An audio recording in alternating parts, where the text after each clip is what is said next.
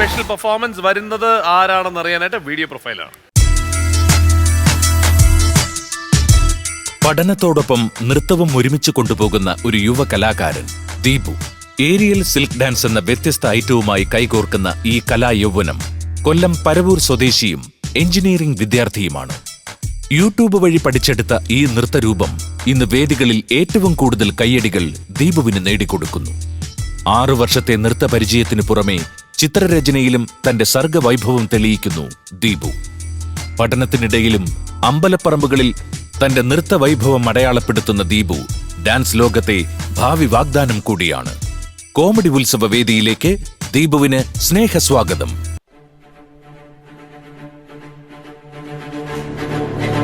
கடவுள் பாதி மிருகம் பாதி கலந்து செய்த கலவை நான்.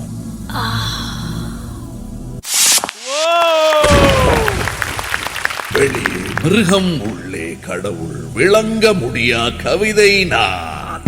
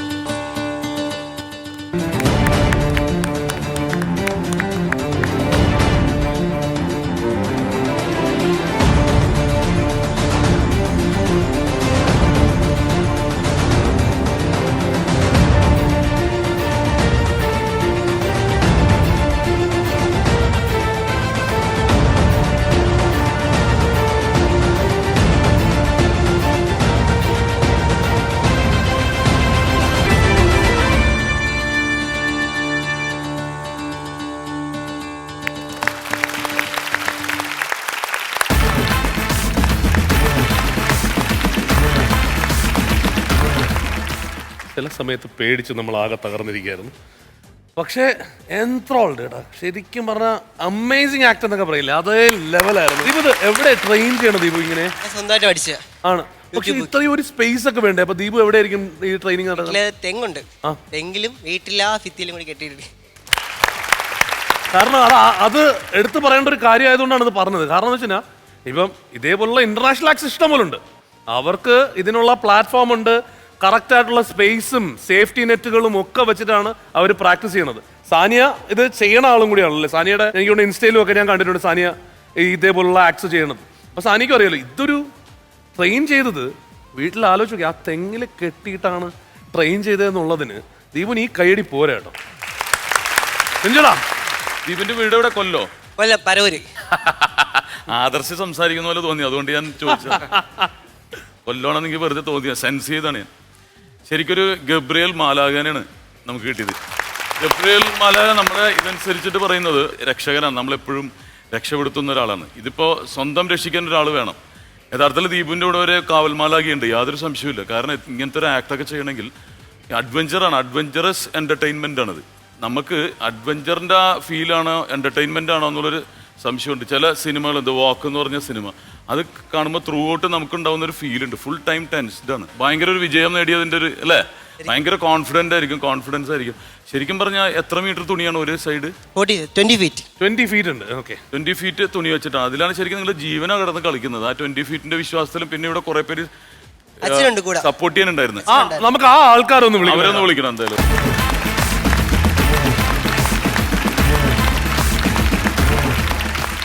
മകൻ ഇപ്പൊ ഇതൊക്കെ ചെയ്യുന്നത് വീട്ടിൽ നിന്ന് കാണാറുണ്ടോ? ഇപ്പൊ ഇത് എന്നും കാണാറുണ്ട്, എന്നും കാണാറുണ്ട്, വേണ്ട സപ്പോർട്ടുകൾ ചെയ്യുന്നുണ്ട്. ആ തെങ്ങി കെട്ടിയിട്ട് ഇത് ചെയ്യുന്നു. തെങ്ങിലും വീട്ടിന്റെ മണ്ടയിലും ഈ മോളിൽ കയറുന്ന സമയത്ത് എന്തെങ്കിലും ഇട്ടോണ്ട് വരാനായിരിക്കും പറയണല്ലേ? അതാണ് എന്റെ അപ്പനൊക്കെ തെങ്ങി കെട്ടി അടിച്ചിട്ടുണ്ട് കുറെ. ഇപ്പൊ കയ്യിലിരിപ്പുണ്ട്. പേരമരത്തിലൊക്കെ കയറി വീഴും, അപ്പൊ തന്നെ നമ്മൾ തടകുകയല്ല ചെയ്യണം, കെട്ടിട്ടിട്ട് അടിക്കും, മേല കയറിപ്പോയാലെന്ന് പറഞ്ഞു. ഇത് ഈ അച്ഛൻ കൊള്ളാട്ടെ, ഒരു 1.5 അച്ഛനാണ്. എത്രയോ കോടി ആൾക്കാർ ദീപുല് കോൺസെൻട്രേറ്റ് ചെയ്തിരിക്കാന്നറിയോ? ഇവിടെ ആദ്യമായിട്ടാണ് ഇങ്ങനത്തെ ഒരു ആക്ട് വന്നിരിക്കുന്നത്. എന്തായാലും ദീപു അടുത്ത പരിപാടി എന്തായിരിക്കും? നോക്കുന്നുണ്ട്, യൂട്യൂബിൽ കാണും, അല്ലെങ്കിൽ സ്വന്തമായിട്ട് എന്തെങ്കിലും ഐഡിയാസ് ഉണ്ടാക്കി ചെയ്യും. Okay, all the best. കുറച്ചോട്ടെ ദീപു, ഇത് ശരിക്കും ഒരു സൂപ്പർ പെർഫോമൻസ് എന്നല്ല, സൂപ്പർ ഹിറ്റ് പെർഫോമൻസ് എന്ന് പറയാം. പിന്നെ സാധാരണ ഇങ്ങനെയുള്ള സാഹസികമായ ഡാൻസ് ഇവിടെ വന്ന് പെർഫോം ചെയ്യുന്നവരെല്ലാം അവർ പ്രത്യേകമായ പ്ലാറ്റ്ഫോം ഉണ്ടായിരിക്കാം, അല്ലെങ്കിൽ അവർ ഏതെങ്കിലും ട്രെയിനിങ് ക്ലാസ്സിലൊക്കെ പോയിട്ട് വന്ന പെർഫോമൻസ് ആണ് കണ്ടിരിക്കുന്നത്. അത് നമ്മൾ പലരുടെയും കണ്ടിട്ടുണ്ട്. പക്ഷേ ഇത് അങ്ങനെയുള്ള പ്ലാറ്റ്ഫോം ഒന്നും ഇല്ലാതെ വീട്ടിലൊരു തെങ്ങിലും ഭിത്തിയിലും വെച്ചിട്ട് അച്ഛൻ മാത്രം സാക്ഷി, അച്ഛനെ മാത്രം സാക്ഷി നിർത്തിക്കൊണ്ട് ഗംഭീരമായിട്ട് പെർഫോം ചെയ്തു. ഏതായാലും ഇതുപോലെ അച്ഛനെ കിട്ടിയത് ഭയങ്കര ഭാഗ്യമാണ്, ഇത്രയും സപ്പോർട്ട് ചെയ്യുന്ന ഒരു അച്ഛനെ. പിന്നെ ഇവിടെ നിന്ന് ആ സൈഡിൽ നിന്ന് ആ ഇത് റോപ്പ് വലിച്ചവർ, നിങ്ങൾക്കാണ് ഏറ്റവും കൂടുതൽ കൈഡി കണ്ടത് കേട്ടോ. ഉഗ്രം ടൈമിംഗ്.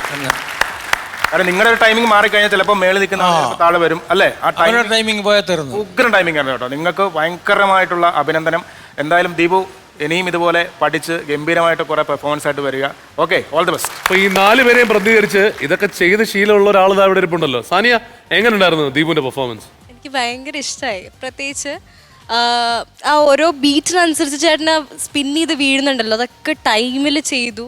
പിന്നെ ഇവർ പറഞ്ഞ പോലെ തന്നെ ഈ വലിക്കുന്നവരാണ്, ഈ അവരുടെ ആ ഒരു ടൈമിംഗ് ഇല്ലെങ്കിൽ ചെയ്യാൻ പറ്റില്ല, നല്ലോണം ചെയ്തു. ദീപു കലക്കി, നമുക്കിനി ഒന്നും പറയേണ്ട കാര്യമില്ല, എല്ലാവരും പറഞ്ഞത് തന്നെ വ്യക്തമാണ്. നിങ്ങളും കേട്ടോ, നിങ്ങളുടെ സപ്പോർട്ടിനും ഒക്കെ വളരെ നന്ദി. ഈ പറഞ്ഞ രീതിയിലുള്ളൊരു സപ്പോർട്ടുള്ള ഒരു അച്ഛനുണ്ടെങ്കിൽ ഇതേപോലെ ഒരുപാട് കാര്യങ്ങളൊക്കെ മക്കൾക്ക് നേടിയെടുക്കാൻ പറ്റും. പിന്നെ നേരത്തെ ദീപു പറഞ്ഞു നിർത്തിയത് തന്നെ പറയുകയാണെന്ന് വെച്ചാൽ ഇത് ദീപു ഒരുപാട് ട്രെയിൻ ചെയ്തതിന് ശേഷം എത്തിയതാണ്. ആരും ഇത് കണ്ട് ഇമിറ്റേറ്റ് ചെയ്യരുത്. ഇത് കുറേയൊക്കെ പറഞ്ഞില്ലേ, അതേപോലുള്ള ടെക്നിക്കാലിറ്റി ഒക്കെ പഠിപ്പിച്ചു കൊടുത്ത് എത്തിയതാണ്. അപ്പോൾ അതുകൊണ്ട് ആരും ഇത് കണ്ട് ഇമിറ്റേറ്റ് ചെയ്യരുത്. Okay Deepu, thanks a lot for coming.